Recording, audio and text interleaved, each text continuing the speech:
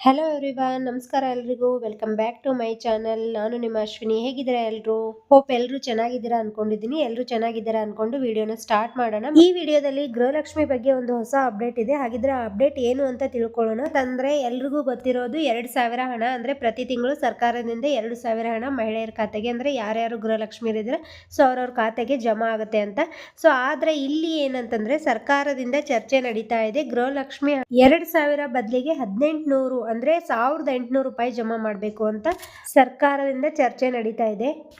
ಹಾಗಿದ್ರೆ ಯಾಕೆ ಸರ್ಕಾರ 2,000ದಲ್ಲಿ 200 ರೂಪಾಯಿನ ಕಟ್ ಮಾಡ್ತಾ ಇದೆ, ಅಂದ್ರೆ 1,800 ರೂಪಾಯಿ ಮಾತ್ರ ಜಮಾ ಮಾಡಬೇಕು ಅಂತ ಯಾಕೆ ಸರ್ಕಾರ ಚರ್ಚೆ ನಡೆಸ್ತಾ ಇದೆ? ಹಾಗಿದ್ರೆ ಆ 200 ರೂಪಾಯಿ ಏನು ಮಾಡ್ತಾರೆ? ಸೊ ಇದೆಲ್ಲಾನು ಕೂಡ ಒಂದು ಹೊಸ ಅಪ್ಡೇಟ್ ಇದೆ. ಸೊ ಈ ಅಪ್ಡೇಟ್ನ ಈ ವಿಡಿಯೋದಲ್ಲಿ ತಿಳ್ಕೊಳ್ಳೋಣ. ಹಾಗೆ ಗೃಹಲಕ್ಷ್ಮಿ ಸಂಘದ ಬಗ್ಗೆನೂ ಕೂಡ ಒಂದು ಹೊಸ ಅಪ್ಡೇಟ್ ಇದೆ. ಸೊ ಆ ಅಪ್ಡೇಟ್ನು ತಿಳ್ಕೊಳ್ಳೋಣ. ಈ ಎರಡು ಅಪ್ಡೇಟ್ಗಳನ್ನು ಈ ವಿಡಿಯೋದಲ್ಲಿ ತಿಳ್ಕೊಳ್ಳೋಣ.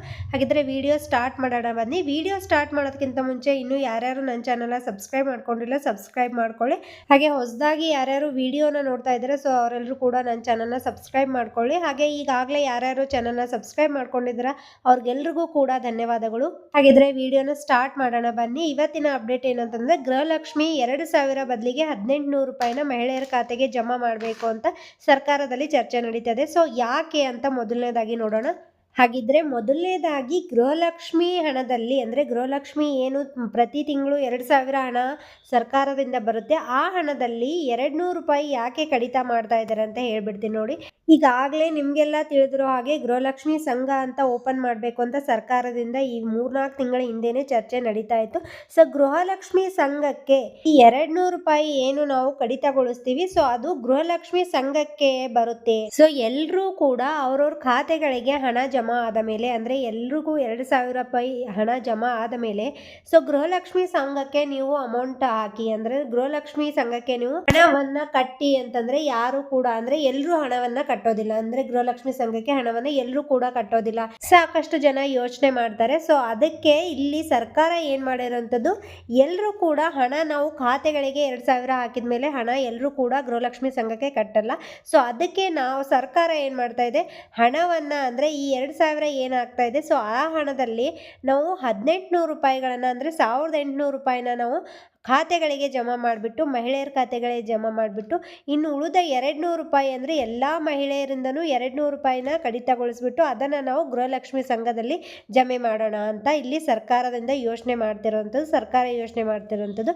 ಸೊ ಇದ್ರ ಬಗ್ಗೆ ನಿಮ್ಮ ಅಭಿಪ್ರಾಯ ಏನು ಅಂತ ದಯವಿಟ್ಟು ಕಮೆಂಟ್ ಮೂಲಕ ತಿಳಿಸಿ. ಸೊ ಹೀಗೆ ಮಾಡೋದ್ರಿಂದ ಏನಂದರೆ ಎಲ್ಲರಿಂದನೂ ಹಣ ಪಡೆಯೋ ಥರ ಆಗುತ್ತೆ. ಅಂದರೆ ನಾವು ಖಾತೆಗಳಿಗೆ ಹಣ ಜಮಾ ಆಗಿದ್ಮೇಲೆ 2,000 ಹಣ ಖಾತೆಗಳಿಗೆ ಜಮಾ ಆಗಿದ್ಮೇಲೆ ಎಲ್ಲರೂ ಕೂಡ ನಾವು ಗೃಹಲಕ್ಷ್ಮಿ ಸಂಘಕ್ಕೆ ಅಮೌಂಟ್ನ ಕಟ್ಟಿ, ಅಂದರೆ ಎಲ್ಲರೂ ಕೂಡ ಕಟ್ಟಲ್ಲ. ಸೊ ಅದಕ್ಕೆ ಏನು ಮಾಡಬೇಕು, ನಾವು 1,800 ರೂಪಾಯಿನ ಖಾತೆಗಳಿಗೆ ಜಮಾ ಮಾಡಿಬಿಟ್ಟು ಇನ್ನು ಉಳಿದ 200 ರೂಪಾಯಿನ ಗೃಹಲಕ್ಷ್ಮಿ ಸಂಘಕ್ಕೆ ಏನು ಮಾಡಬೇಕು, ಬಳಸಬೇಕು ಅಂತ ಸರ್ಕಾರದಿಂದ ಯೋಚನೆ ನಡೀತಾ ಇದೆ. ಸೊ ಯಾಕೆ 200 ರೂಪಾಯಿನ ಕಡಿತಗೊಳಿಸಿ ಕೇವಲ 1,800 ರೂಪಾಯಿ, ಅಂದರೆ 1,800 ರೂಪಾಯಿ ಮಾತ್ರ ಖಾತೆಗಳಿಗೆ ಜಮಾ ಮಾಡ್ತಾರೆ ಅಂತ ನಿಮಗೆ ಇವಾಗ ಗೊತ್ತಾಗಿದೆ ಅನ್ಕೋತೀನಿ.